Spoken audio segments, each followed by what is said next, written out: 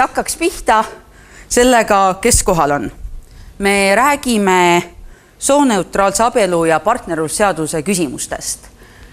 Ja spetsiifiliselt tähendab see seda, et me ei räägi sellest, mis täna kohe Eestis poliitiliselt või ühiskondlikult on ära tehtav, vaid me küsime, millised on need maailmad kogu ühiskonna jaoks, mitte ainult samasooliste perede jaoks, mida erinev regulatsioon kujundab.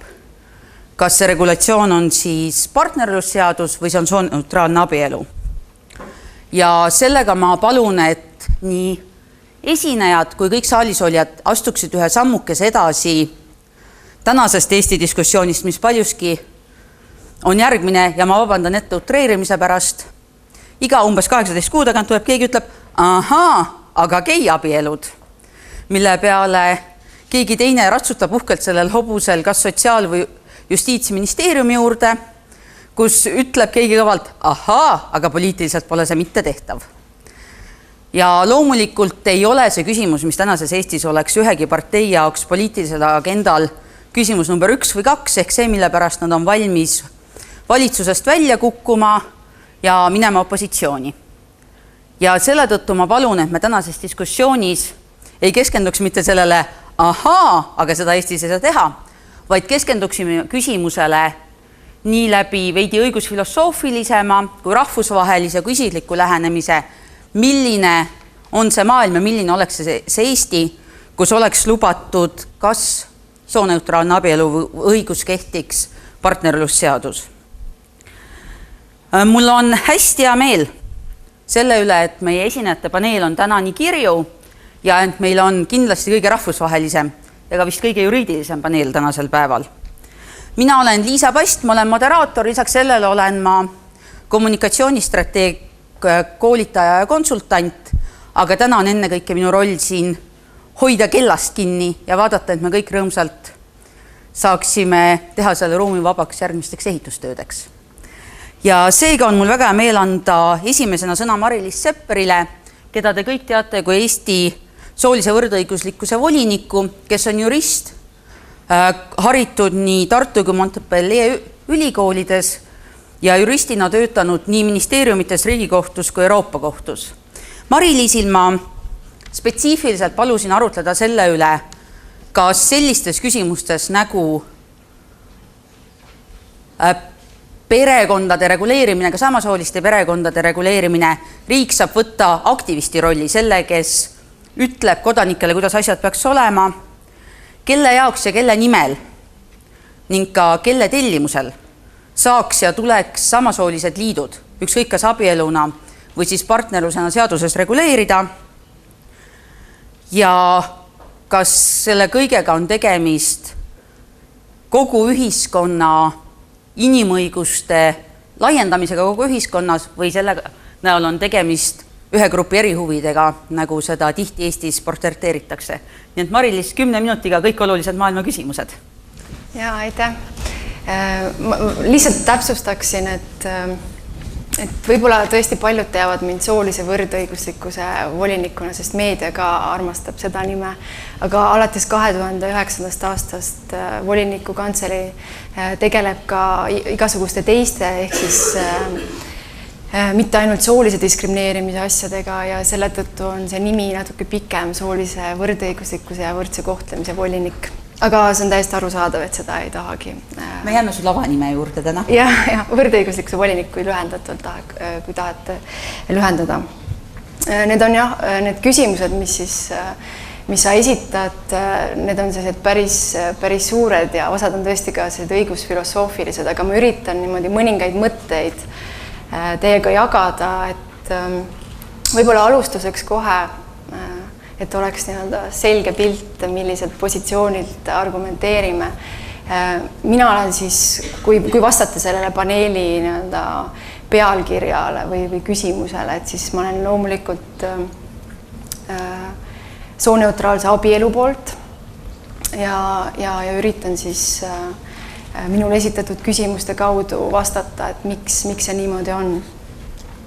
Esiteks siis, kas riik on kuidagi aktivist või kas riigi roll peaks olema kujundada avalikkuse hoiakuid või teha selgeks midagi oma kodanikele. Et see on selline trikiga küsimus, et kui sa ütlesid, et me räägime nendest erinevatest maailmadest, mida siis erinevad seadused võivad kujundada ja me ei räägi niivõrd sellest, milline on tegelik Eesti selline poliitiline olukord ja mis on üldse võimalik, siis tegelikult me kohe ikkagi alustame sellega, et mina üritan vastata sellele põhiargumendile, mida Eestis on välja toodud, öeldud, et avalikkus ei ole valmis. Avalikkus ei ole tegelikult valmis veel selleks aruteluks, kus me kaalume siis kahte võimalust, kas sooneutraalne abielu või partnerlussuhete mingisugune tunnustamine siis seadusega. Kui siis vaadatagi õigusfilosoofia poole ja sellega praeguse lääneliku inimõiguste kultuuri poole ja otsida neid vastuseid sealt, siis mina tahan ikkagi öelda, et Eesti Vabariik, nii nagu ka väga paljud teised riigid demokraatlikus läänemaailmas on rajatud vabaduse, õiguse põhimõtetele. See on siis ka lause, mis on olemas Eesti põhiseaduse preambulas. Samuti Eesti põhiseadus ütleb, et Eesti õigus sisaldab ka neid rahvusvahelisi õiguse üldtunnustatud põhimõtteid. Eesti riik, Eesti seadusandja oma tegevuses peaks lähtuma sellest, millised on meie endi poolt rahvusvaheliste lepingute allakirjutamisel võetud rahvusvahelised kohustused. Ja siin ma viitan siis inimõiguste lepingutele. Ehk siis tegelikult me võime pöörduda, ma ei tea, Jean-Jacques Rousseau poole või Immanuel Kanti poole ja uurida seda, et kuidas üldse siis meie selline õiguskultuur on kujunenud, mis printsiipidest me lähtume, kuidas me oleme suverääni või siis võimul olija, valitseja valikuvabadusi ja seda võimuvabadust kärpinud.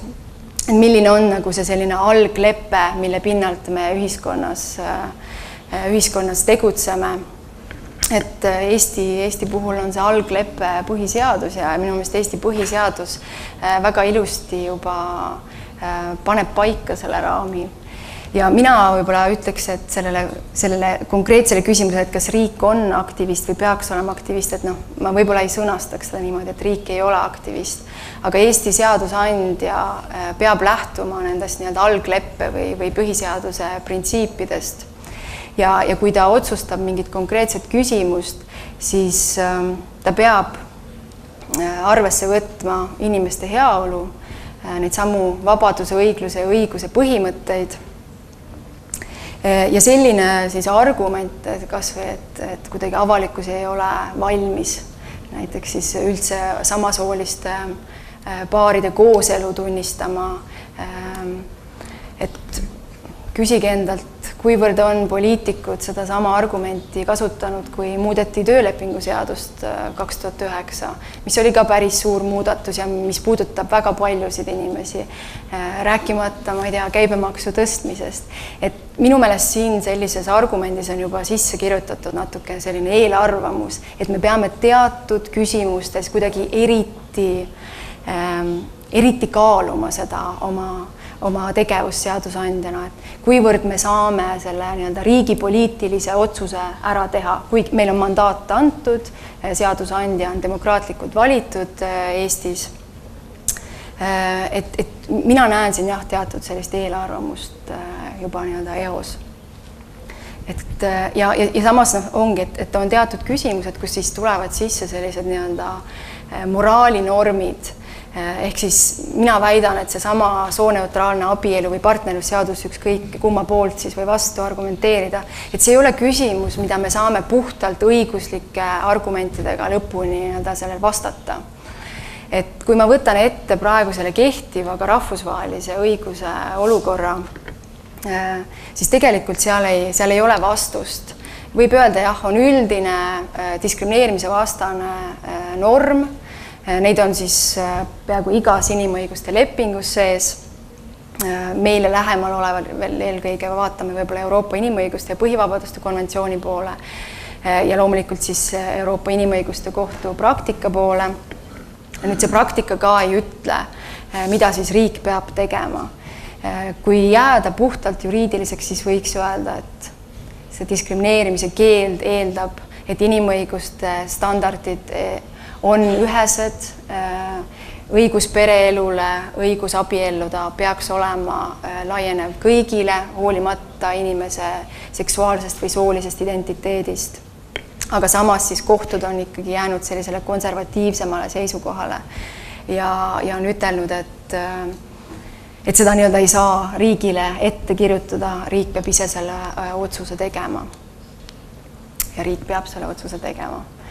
Kas ma olen nagu oma aega juba kuritarvitanud, et ma võib-olla need asjad, millest mina tahaks rääkida, neid mõtted, need on palju, et ma jätaks ka oma kaaspanelistidele aega ja et võib-olla siis tuleme tagasi mingisugustele teemade juurde. Aga jätta diskussiooniks ka mõned omad mõtted on alati hea algatus, mida moderaator saab ainult julgustada.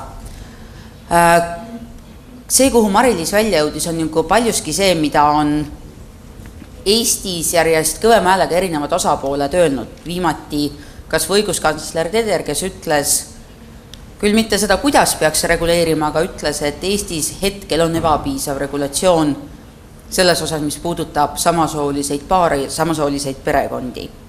Kuid selleks, et aru saada, kuidas asjad on Euroopas, on meie järgmine kõneleja Lauri Sivonen. So the next speaker will be Lauri Sivonen, whom you already met this morning and heard this morning, but from a slightly different angle. Lauri, as you know, is the advisor to the Council of Europe Commissioner of Human Rights and also acts as a thematic coordinator in that office. His specific fields of expertise are non-discrimination, and he's systematically worked toward implementing human rights in his career. He's a man of a very diverse background and very diverse interests, so he holds these degrees in international law, political history, and social anthropology. And by that, I don't think there's anyone better suited to give us a very varied and diverse and inter-European view. So for you, really, the focus, I guess, is how things are in Europe and what have been some of the deciding factors in how either gender-neutral marriage or partnership law have been implemented. The floor is yours. Thank you. I'm afraid that in a matter of few minutes, one cannot give an overview really of what the member states themselves are thinking about this matter, so this is not exactly what I will be saying. I rather hope that this will come from the representatives of member states themselves. But I will give this, let's say, the European overview where we are and where the European standards, where they are. Mari-Liis already referred to the European jurisprudence, which was pretty unclear on some issues here, and this is true. But I think something is now step by step emerging from the jurisprudence, and I think we are beginning to see where it is actually leading to. Really, in this issue, things are happening. These are happening at the level of member states, but also at the European level, and they are in a certain tandem there, these activities and rulings from the European courts. Really, the family life of lesbian, gay, bisexual and transgender persons has been subject to significant legal developments at both national and international levels. Now, currently, it is 7 European states which have given same-sex partners access to marriage. And these 7 European countries, they are Belgium, Iceland, the Netherlands, Norway, Portugal, Spain, and Sweden. So 7 countries currently in Europe.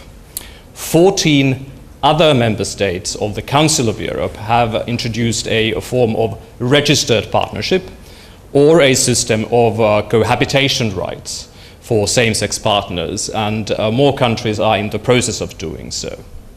And I know, of course, that the discussion has started in Estonia already a couple of years ago. But really, at the European level, this means that a clear majority of EU member states, and currently almost half of Council of Europe member states, have either gender-neutral marriage or registered partnership systems. There are differences in the countries what that actually entails, particularly regarding the registered partnership scheme, but still this is happening in a significant number of countries already. And it is expected that, I would say, in a couple of years it's going to be a majority of Council of Europe member states as well. These national developments, they are also then reflected in European jurisprudence by the European Court of Human Rights and also the Court of Justice of the European Union. And here it's very recently that new judgments have come to light. Really last year has been a very important year, and also this year for judgments. European Court of Human Rights no longer considers that the right to marry under the European Convention on Human Rights, it's Article 12, and specifically refers actually to national legislation there, but the court says that it doesn't, in all circumstances, it doesn't have to be limited to different sex couples, as it did before. And this is, of course, because in some countries there is already marriage accessible to same-sex partners, so of course this has to be reflected by European jurisprudence. This was the Schalk-Kopf ruling from last summer, in fact. The court has also affirmed, and this is very important as well, that a same-sex couple can enjoy family life for the purposes of Article 8 of the European Convention. It's on the right to respect for private and family life. And this, again, it did not do before, but did so last year, that really family life also concerns same-sex couples. Not simply private life, but it is family life, which may be obvious for many of us, but really, legally speaking, it is only now that this has been recognized by the European Court of Human Rights. And Article 8, of course, is very important because it can provide protection in cases, let's say, related to parental rights, entitlements, and benefits based on a family relationship and access even to adoption procedures. So this is an important step forward. And important also from the partnership angle, in fact. Particularly we will see in the future how the legislation will take its next steps. However, there is also still a margin of appreciation with member states concerning these issues. And certainly Council of Europe member states are not currently, certainly not obliged to give access to marriage to same-sex partners. And countries do enjoy a considerable margin of appreciation in this field under the Convention. And as I already said, the Article 12 on the right to marry of the European Convention, it refers directly to national legislation. So there's a certain subsidiarity there. But of course, there are some limits to the national sovereignty here, but still, really, it's the national law which prevails in most cases. Also, in the Charter of the Fundamental Rights of the European Union, which is now legally binding on EU member states, it does include a gender-neutral Article 9 on the right to marry and found a family. But again, this article recognizes the subsidiarity principle vis-à-vis national legislation in this area. Yet, according to the jurisprudence of the Court of Human Rights, member states that do not give cohabiting same-sex couples the opportunity to marry or enter into a legal partnership, granting the same or rather similar rights, should not read these couples who cannot enter such an arrangement less favorably than cohabiting different sex couples in the same situation. And this would apply, for example, I think in the Estonian household case, which is special sort of status in Estonia. Any less favorable treatment in such situations would have to be justified by very, very weighty reasons and would not usually be tolerated. Also, the very recent jurisprudence coming from the Court of Justice of the European Union, really even cases coming from last month, in fact. That was the case of Jürgen Römer versus Freie und Hansestadt Hamburg from Meso concerning Germany and the state of Hamburg within Germany. It really points at more or less that differential treatment between married couples and those living in registered partnerships would also require a serious justification.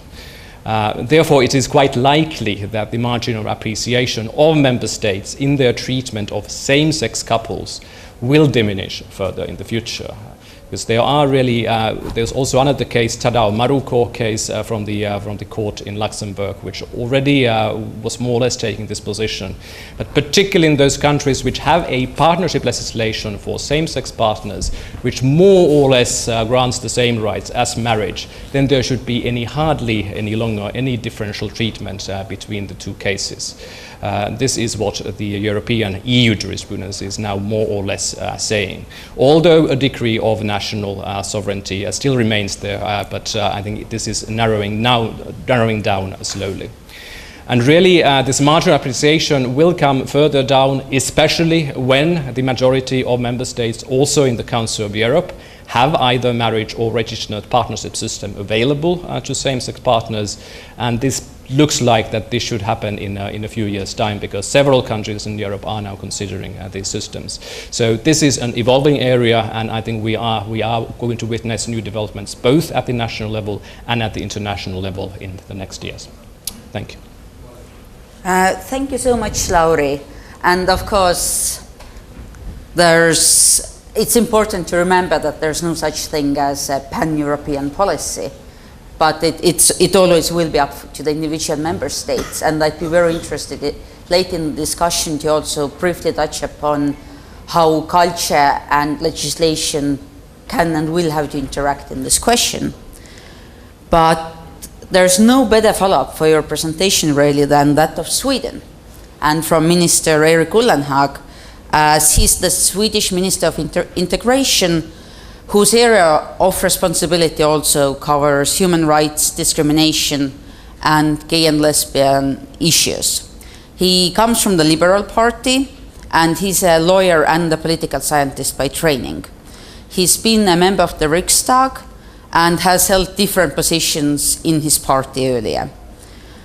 He will hopefully focus on the Swedish case study. As you know, Sweden has legally recognized same-sex unions already in the 90s, was a third country to do so after Denmark and Norway, and for 2 years has had gender-neutral marriage. What's very interesting for me personally, and I hope you'll touch upon that, is that from an outsider's view, Sweden had almost a seamless integration of church in that legislation. In October 2009, so about 6 months after same-sex marriage was implemented in Sweden, the Assembly of the Lutheran Church, what's the largest church in Sweden, previously the People's Church in Sweden, voted in favor of giving blessings to same-sex marriages, including the use of the term marriage, which, you know, if you look around Europe, is a very strong example to set. So I hope you will address the church issue as well. Thank you. I think I choose to stand up, so I see so many as possible of you. Thank you very much for the floor. I'm proud and grateful to be here. I'm actually honored to be at the Baltic Pride, because the prides, no matter what country we have them in, are extremely important in striving for a society for equal rights and for the rights of LGBT persons all over Europe.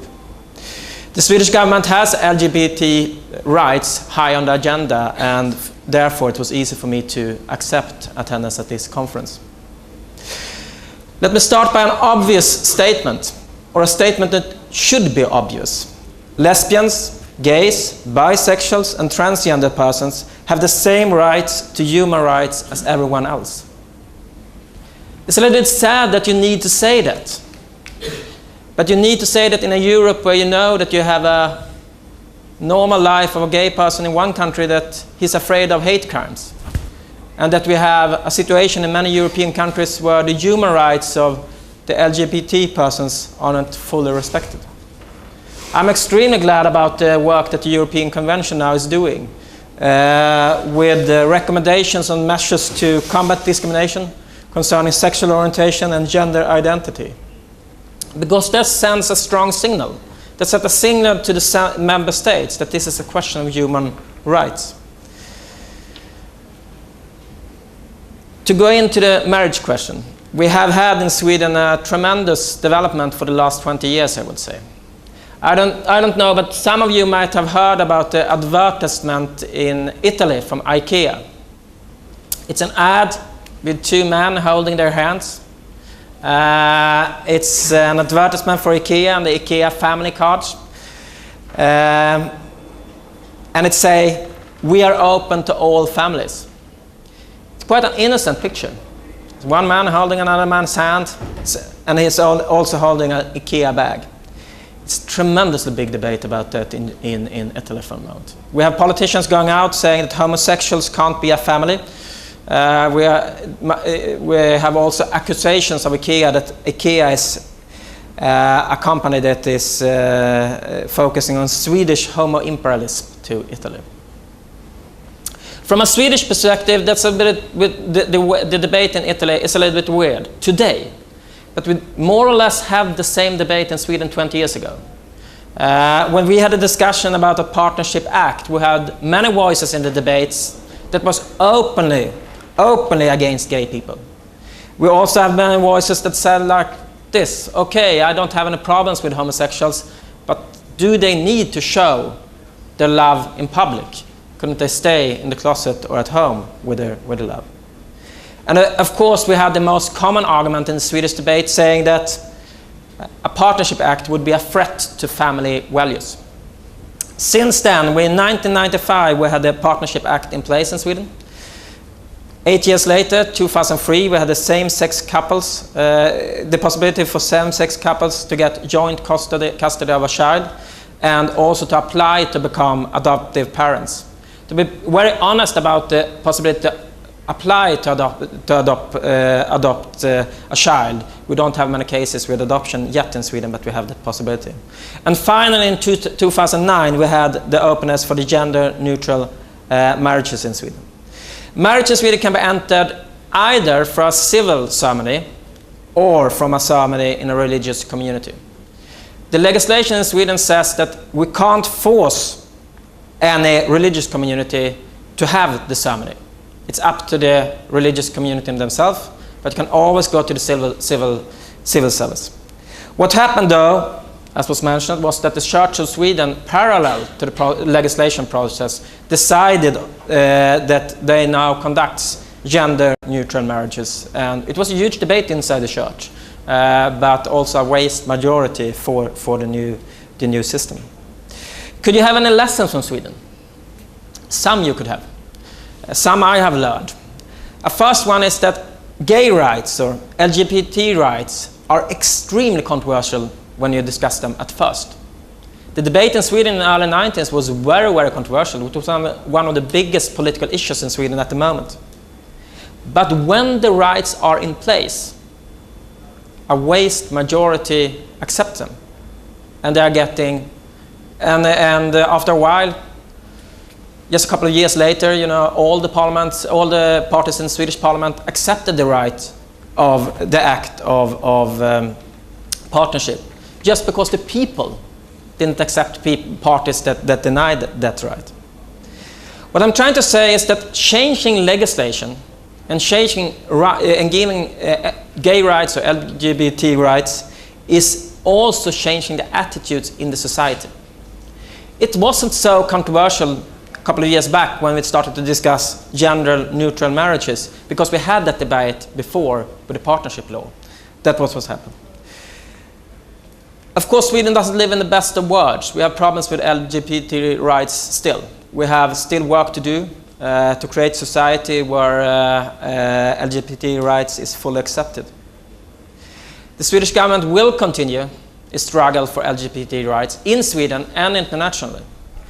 Because what we should strive for is societies all over Europe where a young gay person could tell his parents that, I'm homosexual, without fearing the consequences. We should strive for a Europe where a transgender person could live a weekly day life without fearing discrimination or prejudice. And we should strive, according to my opinion, to a situation in Europe where all gay or lesbian couple should have the possibility to manifest their love in the same and equal manner as a straight people has. that's a better Europe. Because we know that one group's right, for LGBT rights groups, for example, you're actually creating a better society, and that's something we have to work for and strive for together. And therefore, I'm very proud to be here at the Pride today, because it's, you know, we have a common, it's not rocket science. It's not rocket science to create a society where people are treated as individuals, but we have still quite a long journey to go. We have work to do in Sweden, but I think, in a humble way, that we have something also that we could hopefully export to other countries. A small remark last. It doesn't threaten family values. What happened in Sweden after we have the Gender Neutral Marriage Act is actually more families. You know, you don't end up in a situation where people are abandoning the straight family just because other people have the possibility to manifest their love. And that's something I will continue to argue for on the European scene, because it's also a European project to stand up for human rights together. Thank you for listening.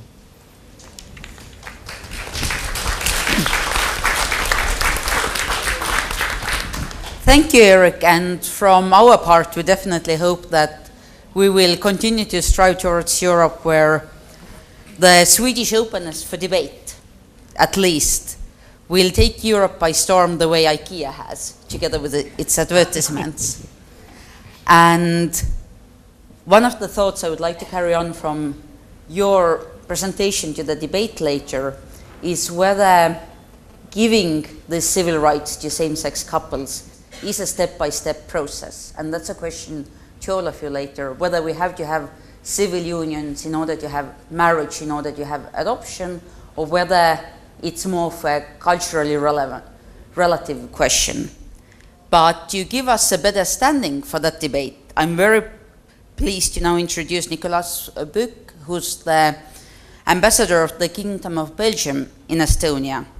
And he also has a very diverse academic background. He holds master's degrees both in diplomatic science as well as cooperation in development studies.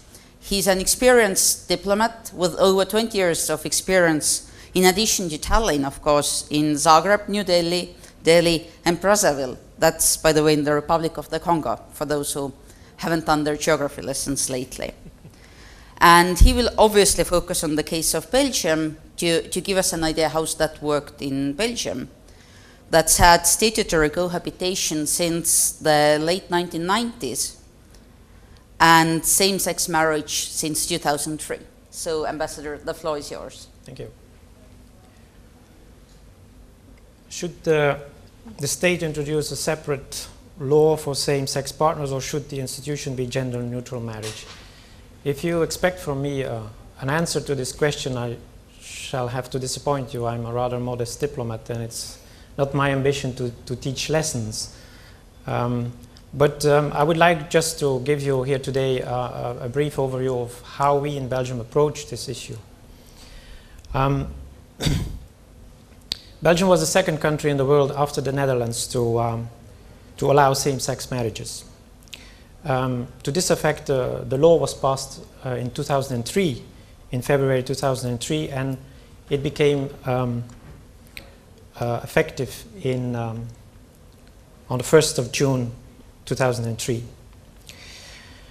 Now, this law made the existing law on marriages gender neutral. So there is no separate law on same-sex marriages in Belgium. In fact, everything is completely the same for people of the same sex who get married as for people of different sex.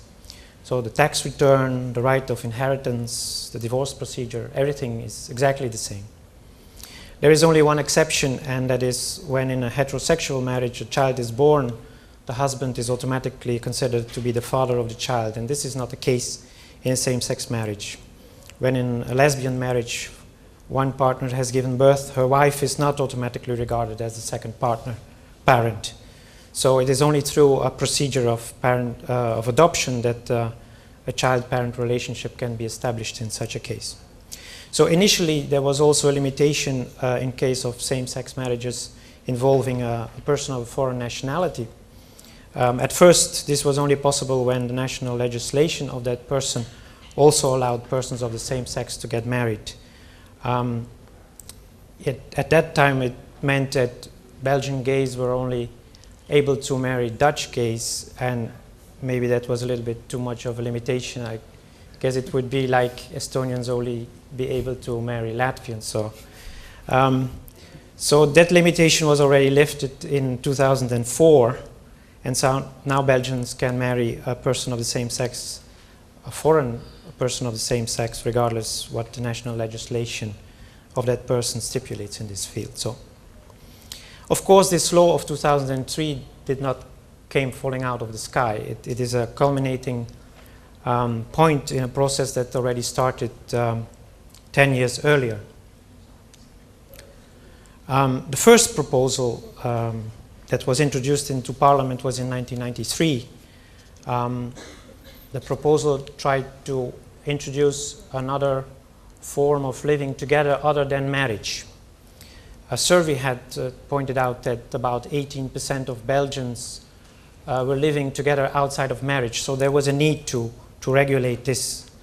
And at the same time, there were no legal provisions at all for LGBT people who wished to seek legal consequences to their relationship.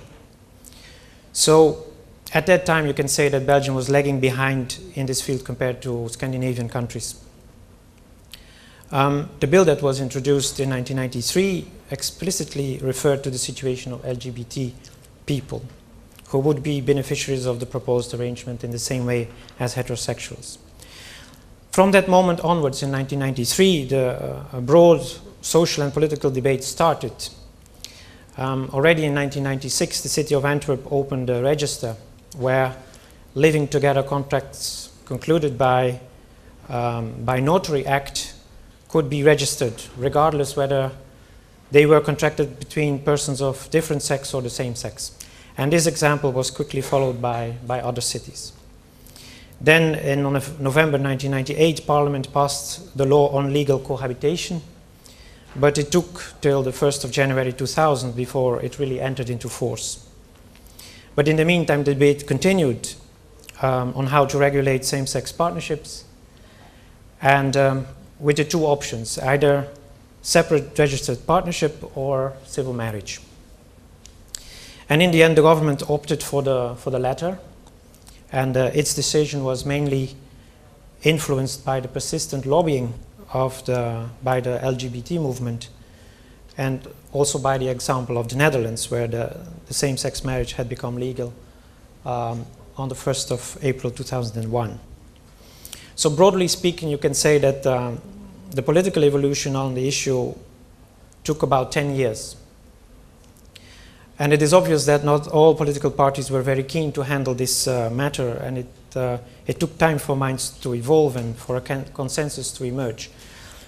Commentators have identified a number of factors that can be regarded as instrumental in this evolution. First of all, the willingness of a number of individual political figures to take up the debate and to bring it to Parliament.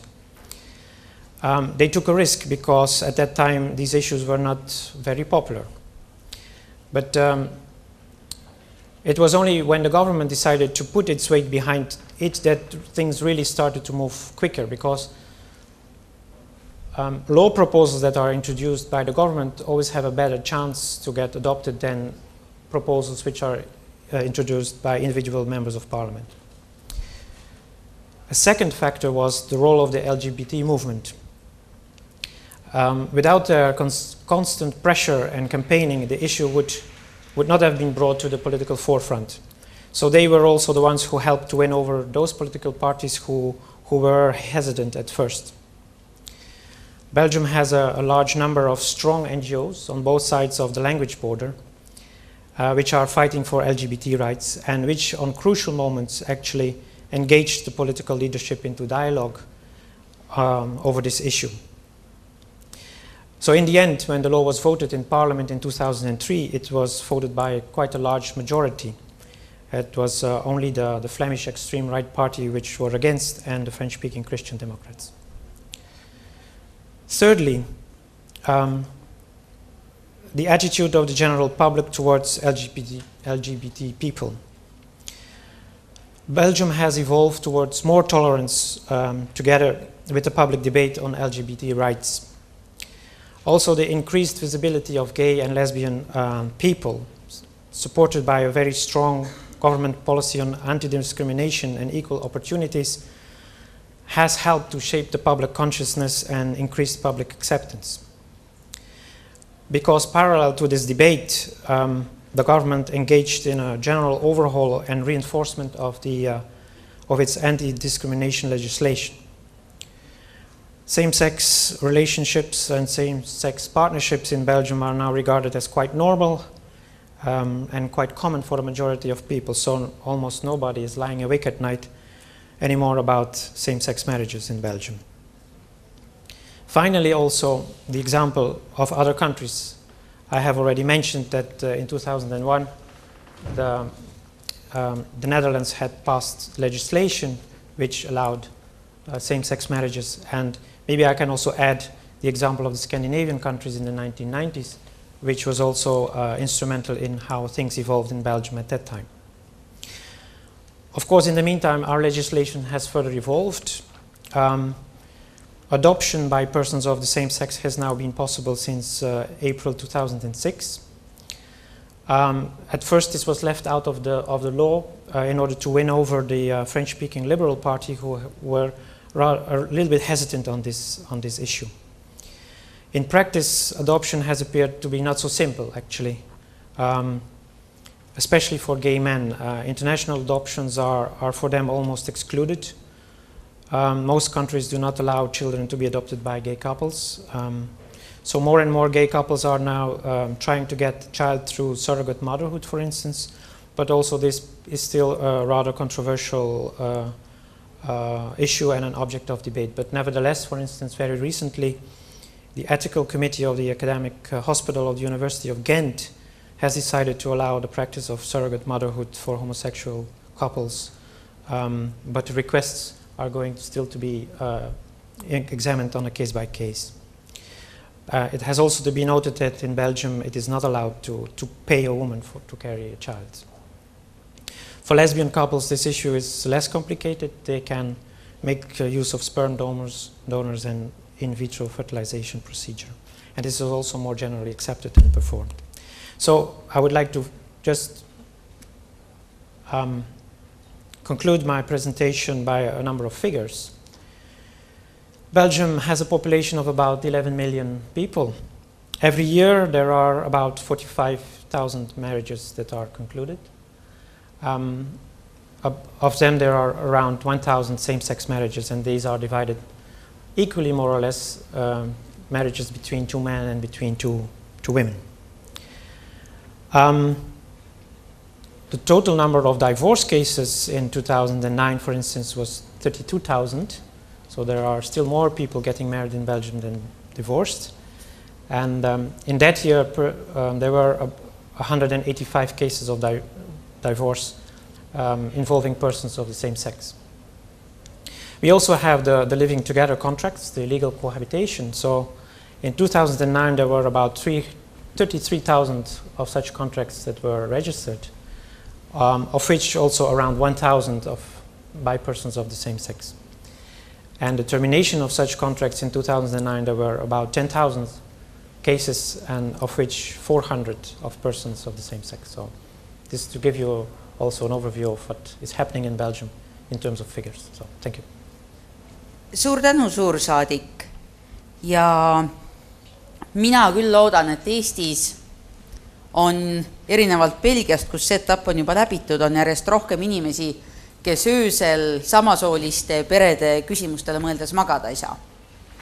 Lõpuks see, kuhu Eesti jõuab, ei saa olla otsustatud enne seda, kui see on olnud poliitikas ja avalikus kõneaines oluline küsimus, kui on tekkinud poliitikud, kelle jaoks samasooliste liidud, ükskõik kuidas seda seadus reguleerib, on see küsimus, millel nad ei ole valmis minema kompromissile, aga ma arvan, et nende unetute öödeni on veel väga palju aega paraku.